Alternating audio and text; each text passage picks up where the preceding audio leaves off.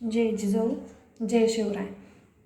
तर आपले मनोजदादा तुळजापूर पंढरपूर देवदर्शनासाठी गेले होते. तर भरपूर मराठा बांधवांनी त्याच्यात सहभाग घेतला आणि भरपूर त्याच्यात सहभागी झाले होते. तर भरपूर बांधवांना माहीत नव्हतं की ते येणार आहेत म्हणून. ज्यांना ज्यांना माहिती झालं ते तिने तिथं जाऊन भरपूर सपोर्ट केला आणि 2-2, 3-3 किलोमीटर गाड्यांचा पण ताफ हा होता. तर त्या ताफा तर ह्या राजकारणी लोकांच्या उडाल्या असतील झोपा, कारण की ती इतका विरोध करून करून सुद्धा आपल्यात कुठंच कमतरता त्यांना जाणवली नाही. त्यांना वाटलं असं ना आता ह्या इलेक्शनमुळं हा मराठा समाज फक्त 0, 0 आणि 0 झाला आहे.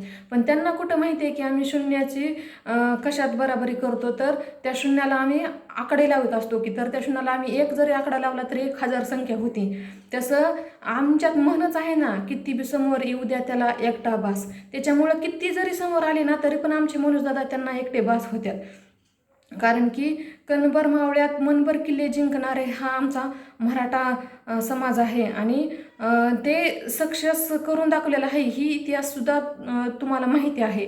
त्याच्यामुळं काय असेल ते आम्ही शांततेतच पाऊल उचलतोय आणि शिस्तीतच सगळं घेतोय. का तर फक्त आम्हाला दादाने सांगितले की कुणीही दुसरे पाऊल उचलायचं नाही, जी मी सांगतोय तीच करतोय. त्याच्यामुळं मनोजदादा सांगतील तेच धोरण आणि मनोजदादा बांधतील तेच तोरण.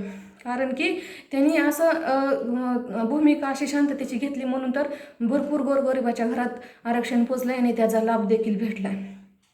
तर मला एवढं सांगायचं आहे की तुम्ही किती जरी प्रयत्न केला विरोधकांनी, तुमची पण बारी आहे. आता दादांनी सांगितलेलं आहे की तुमची पण बारी आहे, पण आम्हाला एवढं आधी आरक्षण मिळू द्या. प्रत्येकाच्या प्रश्नाची उत्तरं प्रत्येकाला भेटणारच आहेत.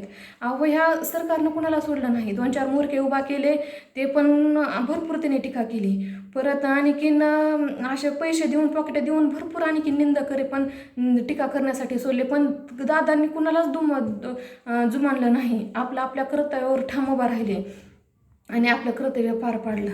बस आता आणखीन आपल्याला अंतरवाली सराटीत सगळ्यांना एकजूट व्हायचं आहे आणि आपल्या पदरात आपल्या हक्काचं आरक्षण पाडून घ्यायचं आहे. जय जिजाऊ जय शिवराय. एक मराठा लाख मराठा.